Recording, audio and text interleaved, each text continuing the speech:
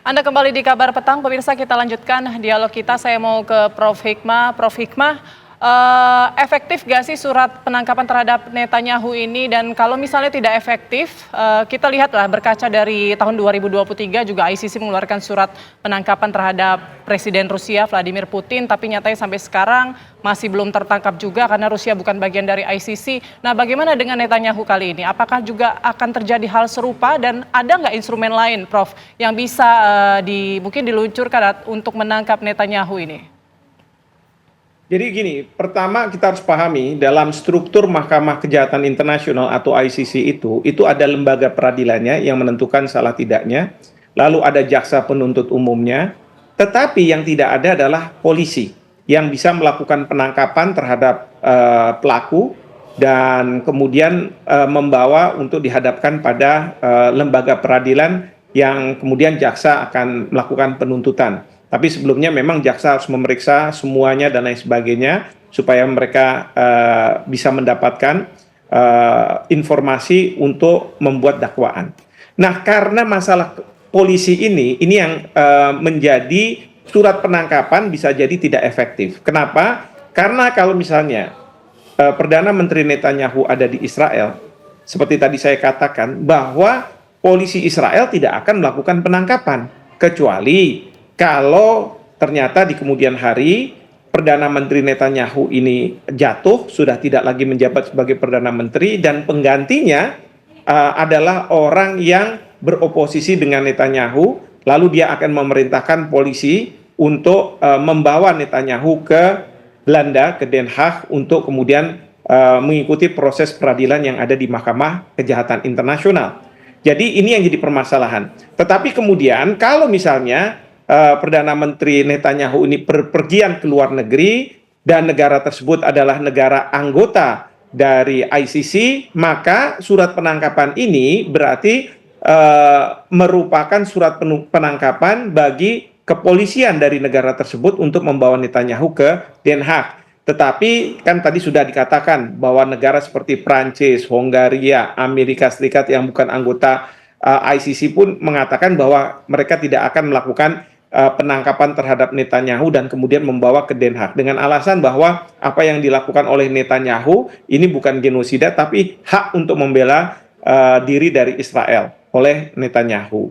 Nah, saya ingin juga sampaikan begini, pada saat bersamaan ini ICC juga mengeluarkan surat penangkapan kan sebenarnya terhadap Muhammad Deif. Nah, Muhammad Deif ini karena dia orang Palestina, mungkin dia akan mudah untuk dibawa ke Den Haag, ya. Kenapa? Karena Muhammad Deif ini tidak mempunyai misalnya aparat kepolisian dan lain sebagainya yang memungkinkan dia tidak dibawa ke Den Haag karena aparat kepolisiannya tidak seperti di Israel kan dia tidak mau bergerak begitu ya. Nah, itu satu, Muhammad Deif. Yang kedua, ICC juga sudah mengeluarkan surat penangkapan terhadap pemimpin militer Myanmar, ya, Jenderal Min Aung Hlaing.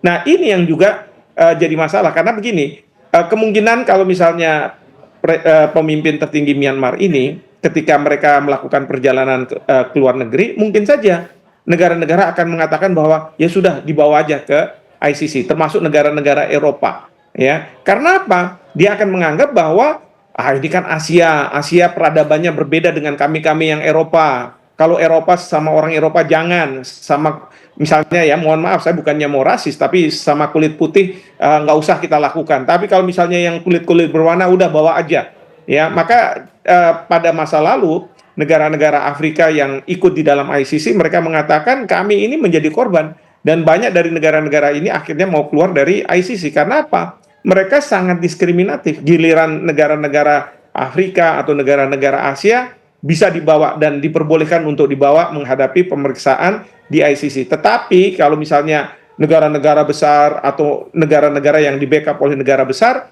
maka mereka akan terbebas, punya impunity. Nah, ini yang tidak fair.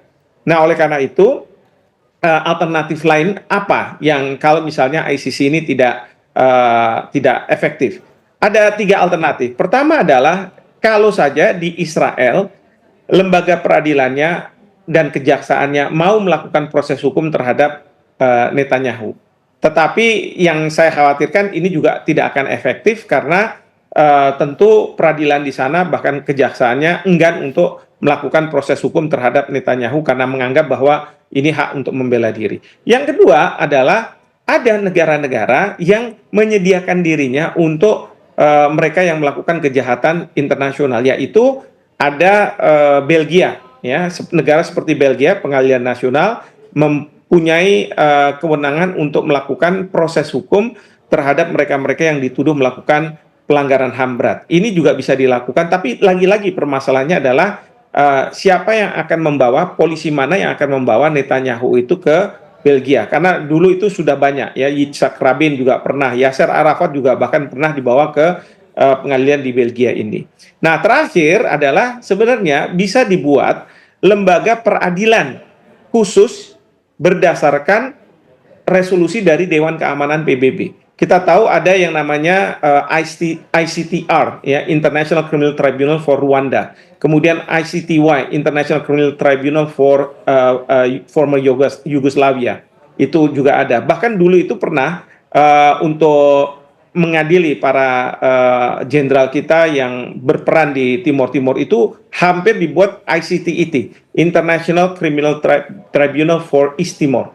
Nah, ini bisa dilakukan, tapi dengan catatan bahwa harus ada keluar resolusi Dewan Keamanan PBB. Yang saya khawatirkan adalah Amerika Serikat di sana, di Dewan Keamanan PBB itu punya hak veto. Bukannya tidak mungkin Amerika Serikat akan melakukan veto terhadap pembentukan dari International Criminal Tribunal for Israel, misalnya gitu ya. Nah, ini yang kita khawatirkan.